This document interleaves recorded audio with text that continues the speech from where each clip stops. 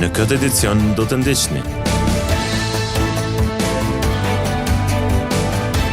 Avokati i Thaqit, 4 të akuzuarit duhet të konsiderohen të pafajshëm deri në vërtetim të fajësisë.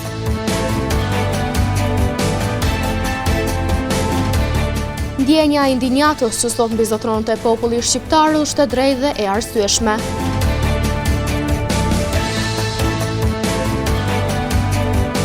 Kosova sipas hartave sismike bën pjesë në një zonë aktive. Përshëndetje, po fillojmë edicionin qendror të lajmeve këtu në televizionin Syri. Në ditën e tretë të fazës përfundimtare të procesit më të madh gjyqësor në Hag, sot avokati i Thaqit Luka Mishetic ka bërë shpallosjen e deklaratës përmbyllëse të klientit të tij.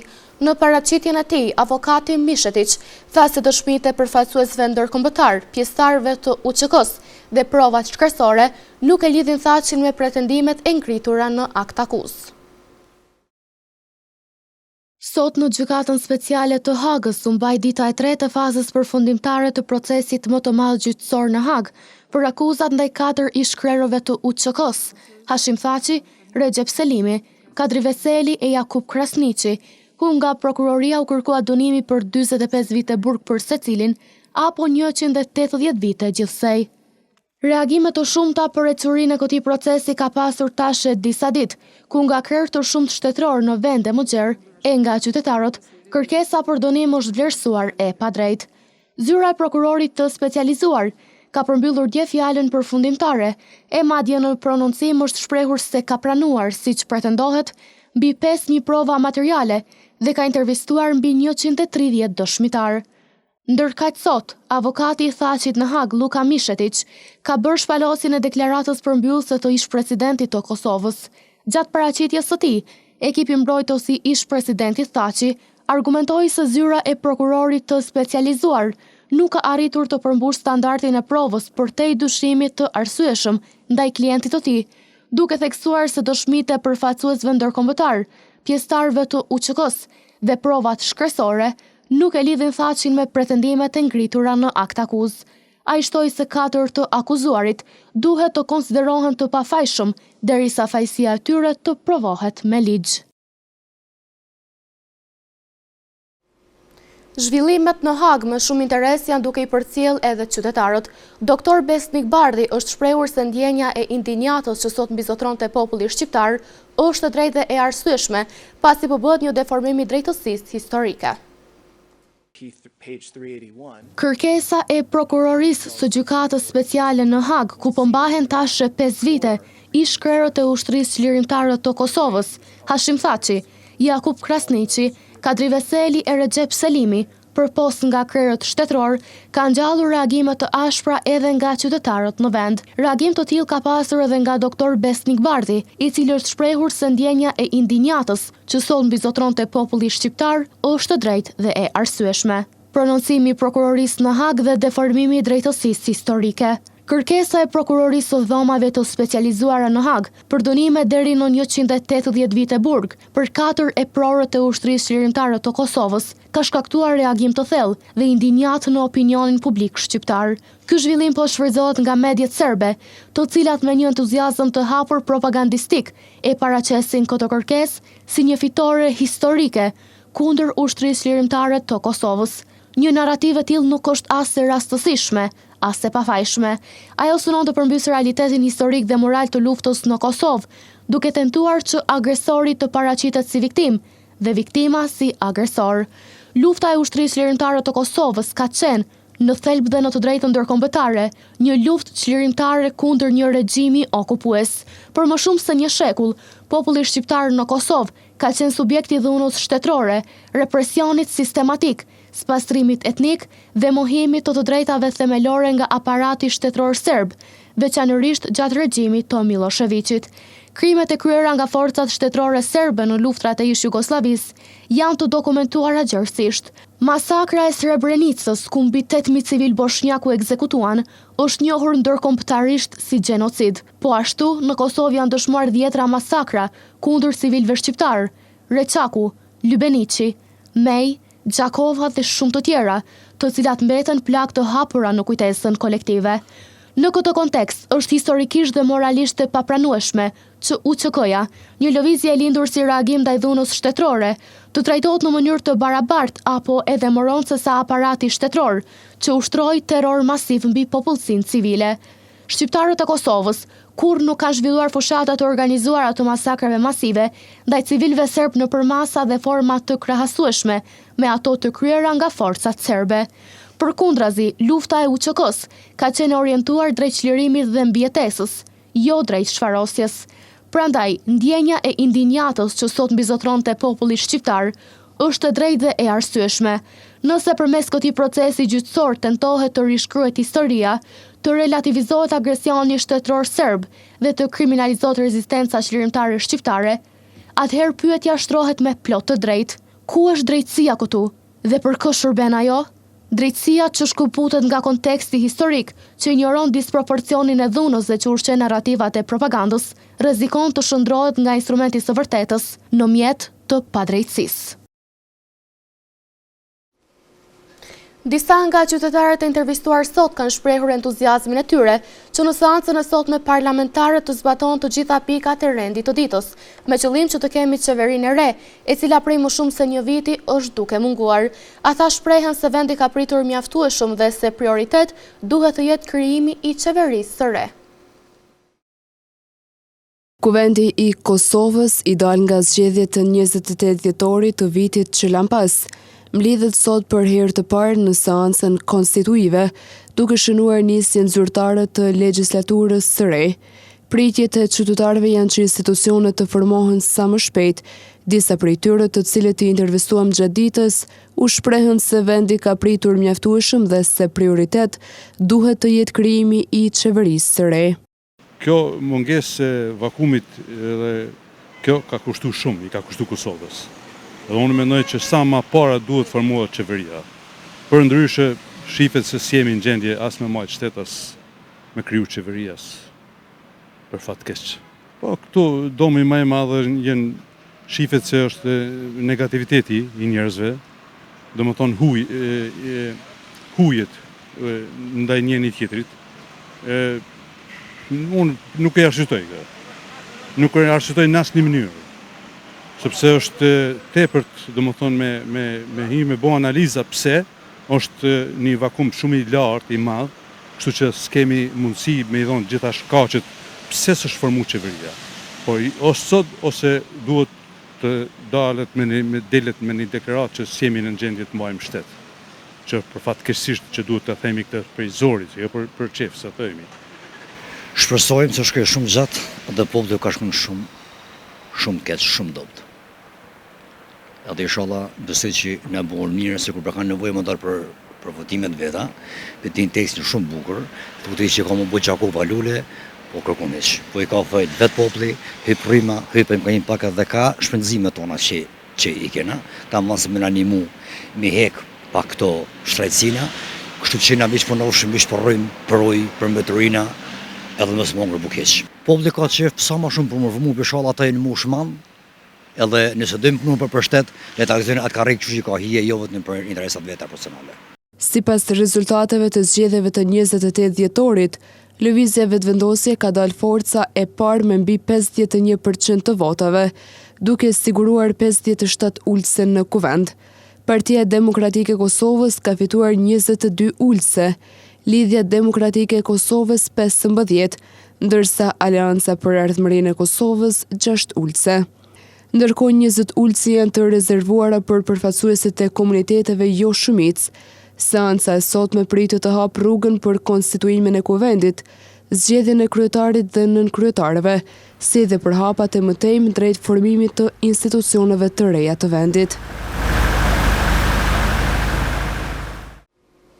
Pas certifikimit të rezultateve zgjedhore, është mbajtur sot seanca për konstituimin e kuvendit të Kosovës.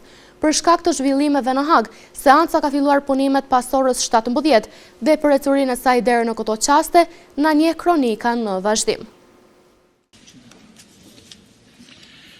Rreth orës 17:30 ka nisur sot seanca konstituive e legjislaturës së 10 kryesuar nga deputeti më i vjetër në moshë, Avni Dehari, ku në sallë ishin të pranishëm 118 deputet. Fillimisht deputetët të dalë nga zgjedhjet e 28 dhjetorit janë betuar në seancën e sonte konstituive të kuvendit. Të zgjedhurit e popullit u ngritën në këmbë derisa kryesuesi i seancës Avni Dehari lexoi tekstin e betimit të tyre. Seanca pastaj vazhdoi edhe me pika tjera të rendit të ditës. Betimi i tyre erdhi pas votimit të raportit të Komisionit për verifikimin e korumit dhe mandateve, i cili mori votat e të gjithë deputetëve të pranishëm.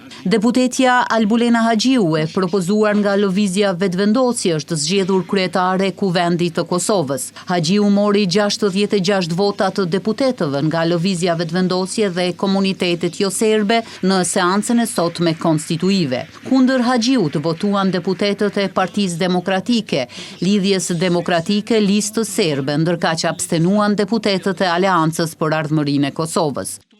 Sot e marrë këtë detyrë me vedije të plotë për peshën kushtetuese që ajo mbartë dhe me respekt të thellë për vullnetin e qytetarëve që na kanë sjellë këtu. Dhe këtë besim do ta nderoj me punë të përditshme, me transparencë, por po ashtu edhe me përkushtim të plotë. Të qenit në krye të kuvendit do të thotë të shërbesh Republikës, rendi demokratik dhe besimit publik. Kuvendi është shtëpia politike e të gjithë qytetarëve tanë, edhe atyre që pajtojnë me ne, edhe atyre që mendojnë ndryshe, sepse shteti ju shërben të gjithëve. Pas zgjedhjes së kryetares, radha i vjen zgjedhjes së 5 nën-kryetarëve të kuvendit, për tu konsideruar i konsoliduar kuvendi. Nën-kryetarët të rinj të kuvendit janë votuar në pako, ashtu siç janë marrëvesh partitë në mbledhjen e kryesisë së vjetër të kuvendit. Ardian Gola nga Lëvizja Vetëvendosje, Vlora Qitaku nga Partia Demokratike e Kosovës, Kujtim Shala nga Lidhja Demokratike e Kosovës, Slavko Simić nga Lista Serbe dhe Emilia Rexhepi nga Komunitetet jo shumicë janë deputetët që u votuan në pako për nën-kryetar të kuvendit. E para Kuvendit të Kosovës, pas mbylljes së punimeve të seancës së parë, ka kërkuar nga deputetët që të qëndrojnë në hollin e Kuvendit të Kosovës për të vazhduar edhe me punimet e seancës së dytë, e cila pritet të mbahet sonte dhe për detaje deputetët do të njoftohen me kohë, ka shtuar Albulena Haxhiu. Me këtë rast, pra me zgjedhjen e nën-kryetarëve të kuvendit, Kuvendi Republikës së Kosovës konsiderohet i konstituuar, prandaj urimet të gjithëve.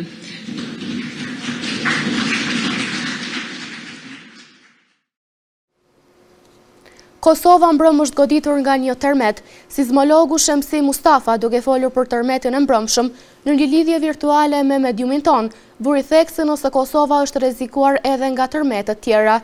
Ai tha se Kosova, sipas hartave sismike, bën pjesë në një zonë aktive, ku lëkundjet janë pjesë e proceseve natyrore gjeologjike. Një tërmet me goditje të brendshme ka prekur një pjesë të jugut të Kosovës, më saktësisht zonën e Prizrenit, e cila lidhet me shkëputjen veriore të maleve të Sharrit, një rajon i njohur për aktivitet sismik. Sipas ekspertëve, situata aktualisht është më e qetë dhe nuk ka shenja për ndonjë rrezik të menjëhershëm. Sismologët bëjnë të ditur se pas një tërmeti të fuqishëm, është normale të ketë edhe pas goditje, por ato zakonisht janë me intensitet shumë të ulët dhe nuk përbëjnë arsye për panik apo shqetësim tek qytetarët. Pas goditjes së mbrëmshme, goditi një pjesë në jug të Kosovës, më saktësisht në zonën sismike Prizren, sepse ne e quajmë zonë sismike Prizren, që është me një kontakt me një shkëputje periore të maleve të Sharrit apo masivit të Sharrit. Tash është më e qetë aktiviteti sismik, ashtu siç është edhe lishmëria sismike, domethënë mas një goditje, faktikisht mund me pas goditje, por me një intensitet shumë të ulët, që nuk ka vend as për panik dhe as për shqetësim. Kjo është çdo herë që godaten tërmetet e fuqishme, normal që janë disa para goditje, goditja dhe pas goditjes vijnë disa pas goditje, por nuk e kanë atë fuqi apo janë me një intensitet më të ulët se sa goditja. Kosova, sipas hartave sismike, bën pjesë në një zonë aktive ku lëkundjet janë pjesë e proceseve natyrore gjeologjike. Rajonet me aktivitetet më të theksuara sismik përfshin zonën Istok, Pej, Deçan, Gjakov, zonën e Prizrenit, si dhe Trekëndshin, Ferizaj, Viti dhe Gjilan. Gjeneron tërmete, po dhe në të armë mund të gjeneron tërmete, kështu që duhet me qenë të mirë informuar dhe qytetarët edhe gjithë ata që banojnë në teritorin e Kosovës, dhe territori i Kosovës është zonë sismike. Dhe duke ju referuar hartës së rrezikut sismik, faktikisht edhe harta na jep rezulton që territori i Kosovës është zonë sismike. Do të thotë nxitimi është nga 0.13 deri në 0.28. Varet prej zonave, pra harta e përcakton edhe zonat me aktivitet sismik më të lartë, siç është zona Istok, Pej, Deçan, Gjakov, është zona e Prizrenit dhe zona Ferizaj, Viti, Gjilan, që janë këto zona me një aktivitet më të lartë sismik, duke u bazuar edhe në katalogun historik, sepse këto 3 zona në të kaluar janë godit me tërmete të madhësisë deri në 6.04 Richter. Kurse zonat qendrore të Kosovës janë me një intensitet më të ulët sismik. Megjithatë, njohësit e fushës theksojnë se këto janë fenomene natyrore dhe se institucionet monitorojnë vazhdimisht situatën, duke apeluar për qetësi dhe informim të drejtë.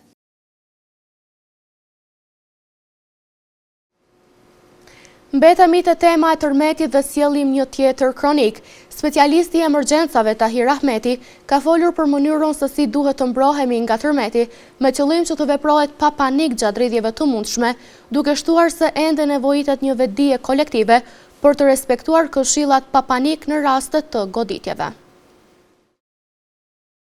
Një tërmet me magnitudë rreth 4.8 sipas shkallës Richter ka goditur zonën e Prizrenit mbrëmjen e së martës rreth orës 22:05 në orën lokale. Lëkundjet janë ndjerë në disa pjesë të Kosovës, por edhe në rajon. Sipas ekspertit të emergjencave Tahir Ahmeti, tërmetët janë fenomene natyrore që nuk mund të parashikohen e as të parandalohen.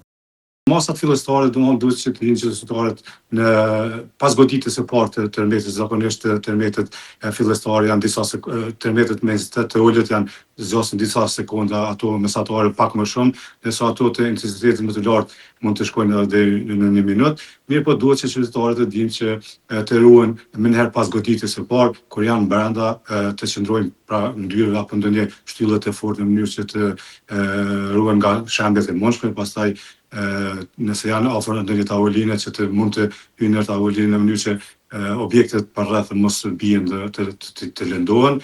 Ahmeti thekson se ajo që mund dhe duhet të bëhet është rritja vetëdijes dhe përgatitjes për raste të tilla. Ai shton se si shoqëri ende mungon përgatitja e duhur, e cila duhet të nisë me edukimin që në bankat e shkollës. Shumë e rëndësi ajo që thash që të kemi edukim shoqëror. Pra kur themi edukim shoqëror, ky edukim të fillojë qysh nga banka shkollore, nga nxënësit që ata të jenë të informuar, sepse këto tërmete ndodhin në shtete shumë të zhvilluara se ne dhe nuk mund të parandalohen. Mirë po gjithsesi që ato shtete kanë fushata vetëdijsuese, informuese, pastaj trajnuese, duhet që të mbahen edhe trajnime të ndryshme, stimulime të ndryshme dhe gjatë gjithë kohës në vazhdimsi të informohen qytetarët në mënyrë që ata kur të ndodhin këto tërmete apo fatkeqësi natyrore të jenë të gatshëm në fazën fillestare që të bëjnë atë që e thamë më herë dhe të mundohen që të mbrojnë veten dhe të tjerët. Sipas tij, përgatitja dhe njohja e procedurave të sigurisë janë thelbësore për të ulur rrezikun dhe për të mbrojtur jetën e qytetarëve.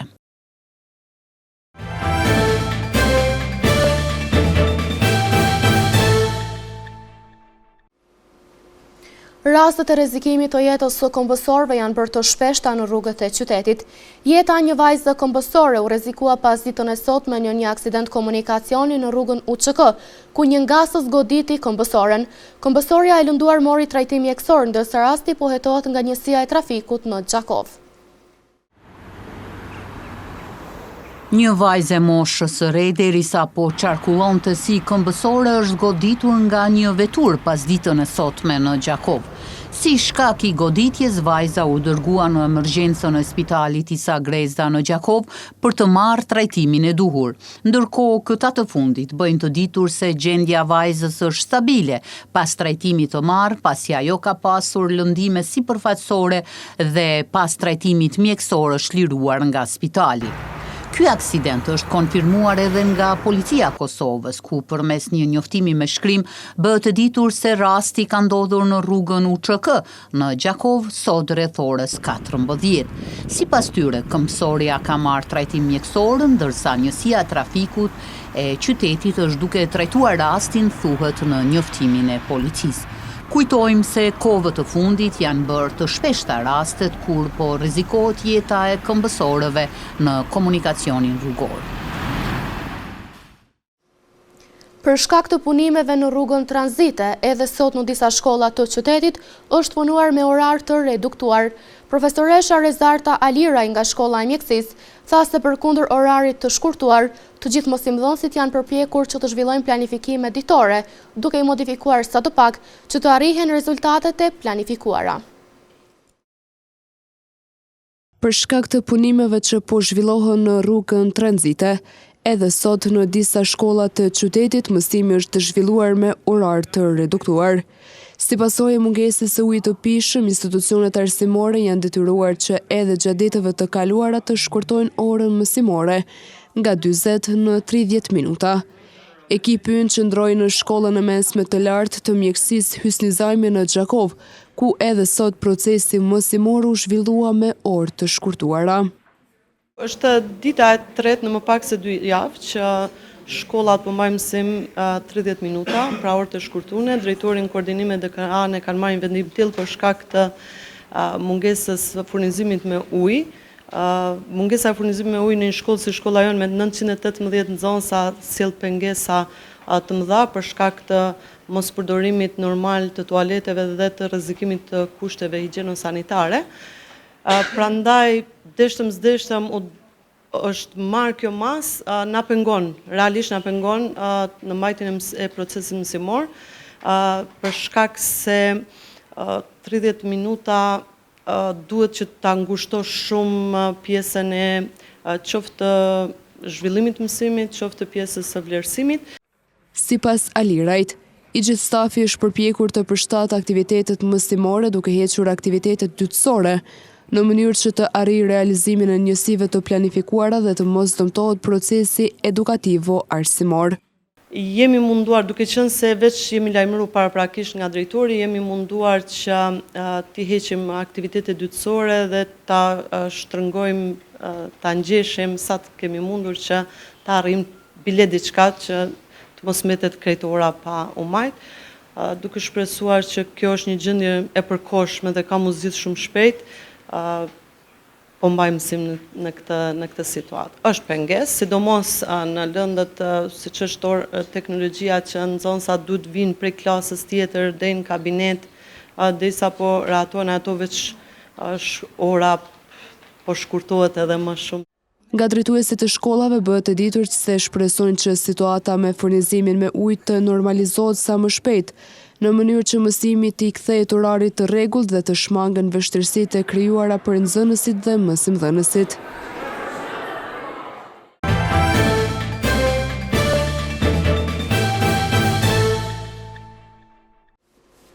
Sukseset e vitit 2025 të klubit të boksit Sport Center në Gjakov janë kurorzuar në ngjarjen sportive laureatët e vitit, ku 3 boksierë të klubit u vlerësuan me çmime në kategorinë e seniorëve, juniorëve dhe shkollarëve. Kryetari i klubit Halil Kurhasku thotë se puna e sportistëve të klubit është një dëshmi e sukseseve të gjitha moshave.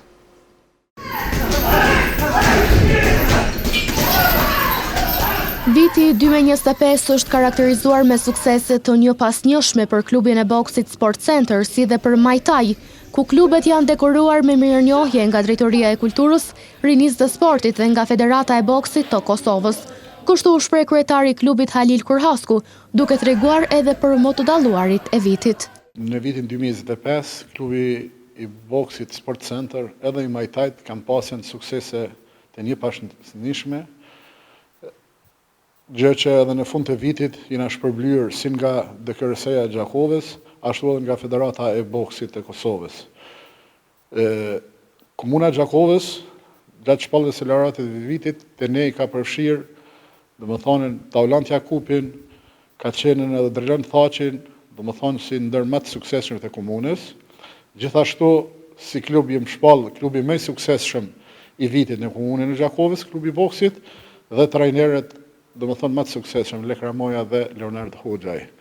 Dhe referi i vitit që është Filip Nua. Domethënë gjitha këto janë përfshirë në si dëshmi që suksesi nuk ka munguar. Po ashtu edhe nga mos të harroj të ceki nga Majtaj, ka qenë Dominik Ndreca, i cili ka pas një sukses mjaft të mirë vitin e kaluar, dhe Enes Kurhasku, të cilët edhe ata janë shpërblyer me minjohe për kontributin e dhënë gjatë vitit 2025. Kurhasku tregoi se Federata e Boksit të Kosovës ka shpallur laureatët e vitit, ku vlerësua Taulant Jakupi në kategorinë e seniorëve, Flori Tarani në kategorinë e juniorëve dhe në kategorinë shkollar Drejlan Thaqi.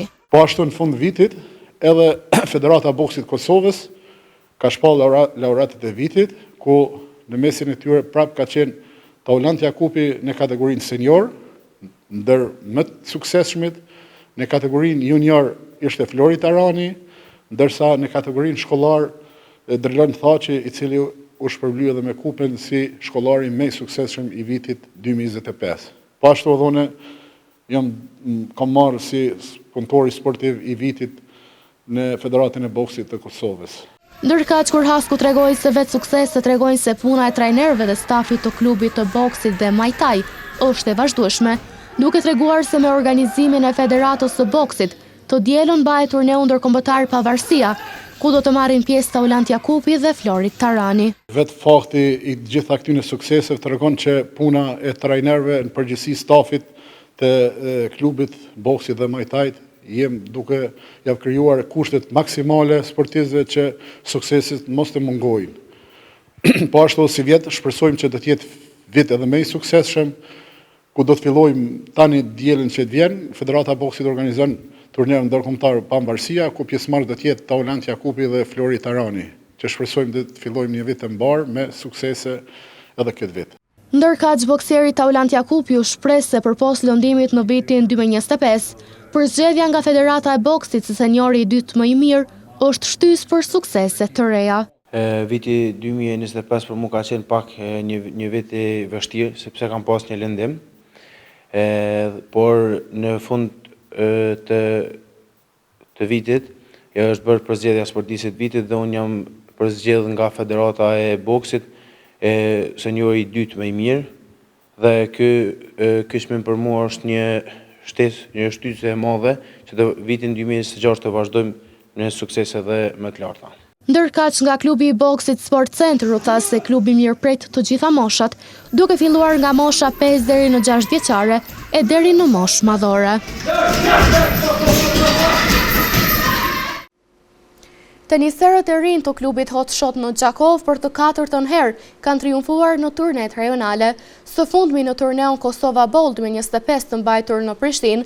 Në një konkurrencë prej 4 shteteve me 92 pjesëmarrës, teniserët gjakovar u kthyen me titujt kampion dhe nën kampion në disa kategori. Klubi i tenisit Hot Shot ka fituar 5 çmime në ceremoninë e laureatëve 2025, të organizuar nga Federata e Tenisit të Kosovës. Trajneri i klubit, Art Baruti, u shpreh se është shumë i kënaqur me suksesin e arritur, duke theksuar se 5 lojtarë të klubit u shpërblyen me nga një çmim për rezultatet dhe sukseset e tyre gjatë vitit 2025. Çmimet u ndan si vijon: Ajan Rudi, shpresa e vitit 2025, U10, Diora Gjoka, shpresa e vitit 2025, U11, Kaon Baruti, shpresa e vitit 2025, U10, Joni Hima, shpresa e vitit 2025, U11 dhe Olea Gjoka, shpresa e vitit 2025, U10. 5 lojtarë u shpërblyen me çmimet shpresa e vitit. Për kategorinë U10 u shpërblyen Ajan Rudi, Kaan Baruti dhe Olea Gjoka, kurse për kategoritë U11 u shpërblyen Diora Gjoka dhe Joni Hima.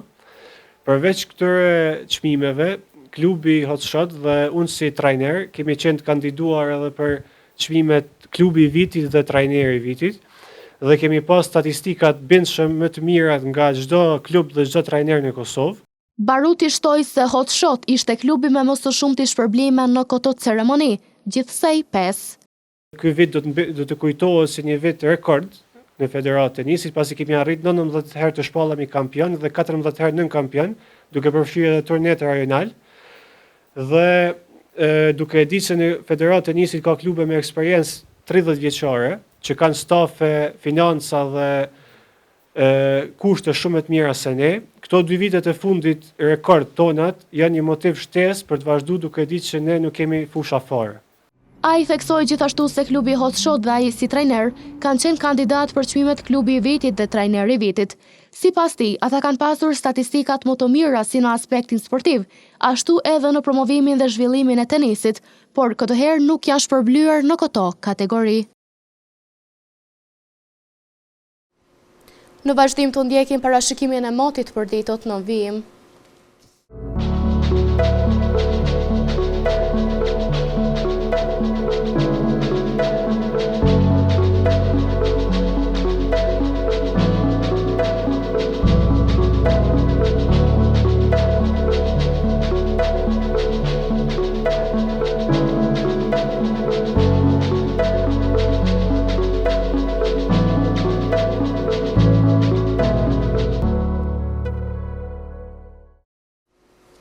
Para se të ndahemi të ndjekim edhe një herë titujt kryesor të këtij edicioni.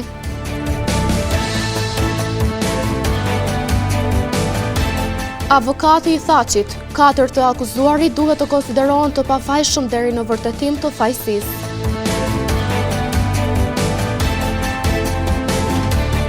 Ndjenja e indinjatës që sot mbizotronte populli shqiptar është e drejtë dhe e arsyeshme.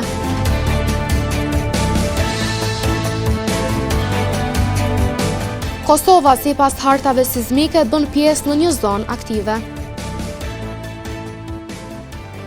Këtu merr fund ky edicion qendror i lajmeve. Ju mund të vazhdoni të na ndjeni në televizionin Syri, si dhe në rrjetet tona sociale. Mirupafshim.